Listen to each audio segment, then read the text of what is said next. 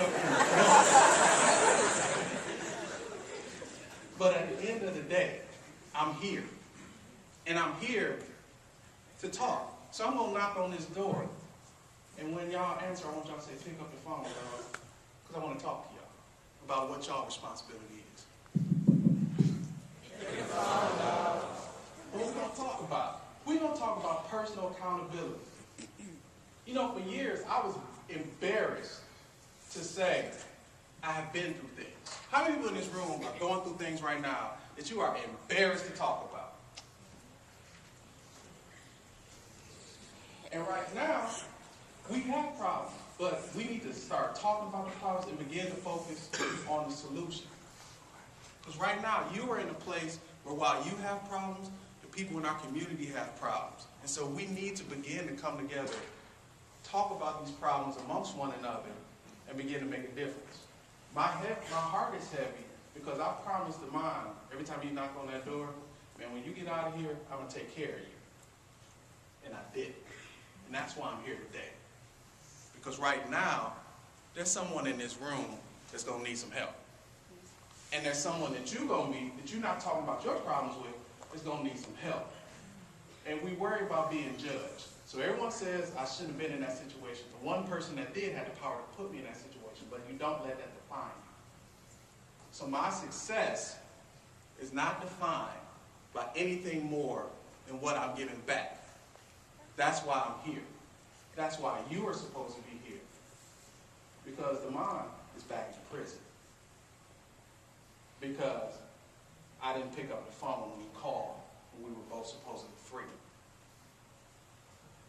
So how many people in this room have people to look up to them? You're the smart one in the family. You're the one that's supposed to, you got little brothers out here, little brothers out there. How many people feel that they're giving back what they need to give to that person? Understand, when we talk about engineering the gateway to success, your success is defined by no one other than you.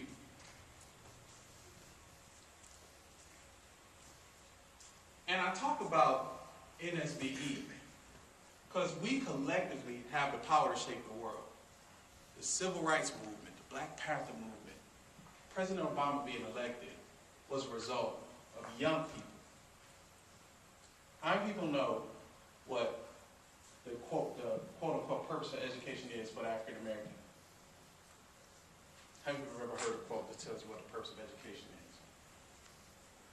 The purpose of education for us is to go back into our communities and make them better. It's not to come to these conferences, not to live life like we're living life like it's golden. Because we're not living life like it's golden until our community is living life like it's golden. Say, what happened in Indianapolis Public Schools last year? How many schools got closed? How many people in this room are in a city where their school systems have had money cut and had to close school systems? So our challenge, when we come to these cities, what are we doing? We need, how many people in this room? 600, 700? We need to understand that our responsibility is great. How many people have bought one of my shirts? And I know somebody who's like, hey, it's the shirt dude. Why is he speaking? I know it's a couple people like, where's the shirt dude? Thank you, the speaker. But we sell shirts for two reasons. One, to support our foundation, the Rainmakers Foundation. We work with ex-offenders to get them back in a program. Someone asked me, will you ever talk to me about the Community College Initiative? I'm very passionate about the Community College Initiative because that's how I got back to college. I rode the bus to community college while I had a tether on my leg on a schedule that said, be back by 6 or you go back to prison.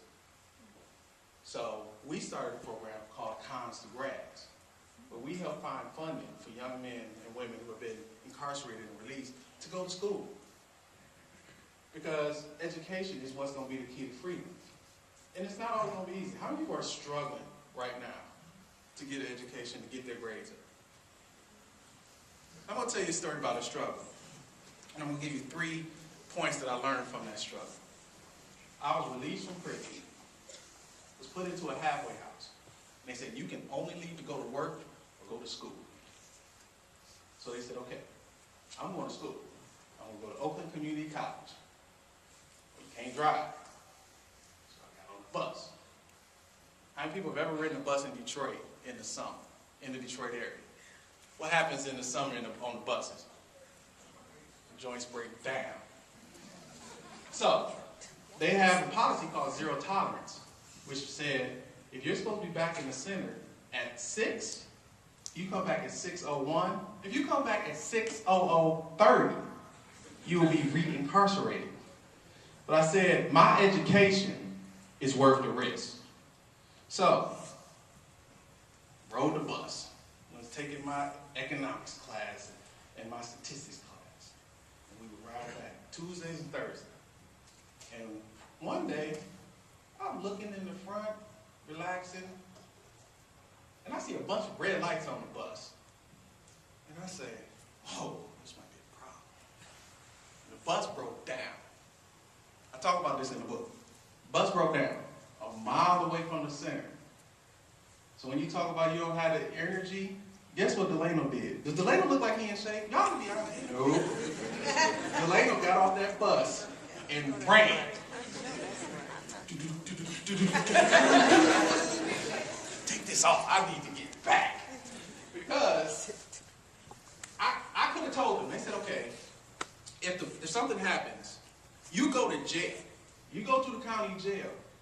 But you're going to have to hope the bus station verifies that.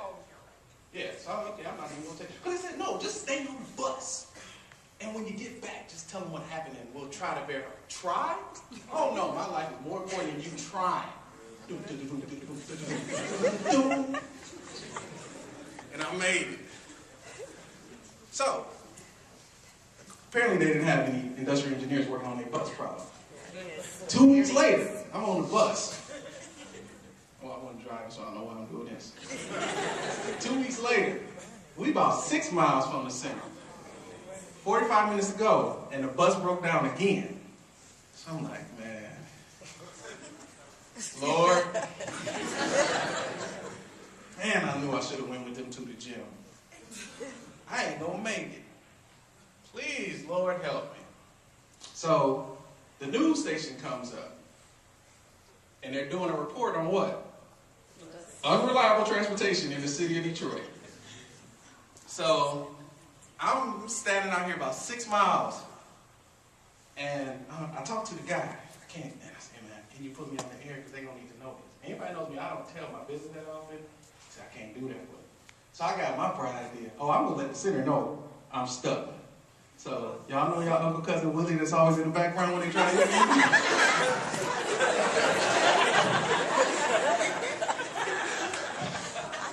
So, but what happened? I prayed. I said, man, you got to get me out of this.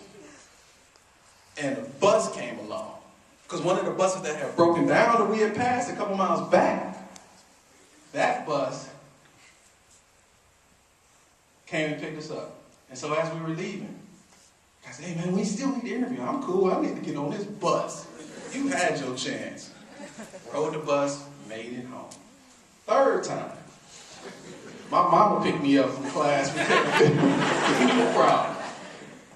But I learned about education. One, sometimes you're going to have to work harder than Becky or whoever else is in that class to succeed. Two, sometimes you're just going to have to pray about it and hope it works out. And three, sometimes you're going to have to take matters into your own hands because if the system is not working for you, you need to work the system yourself.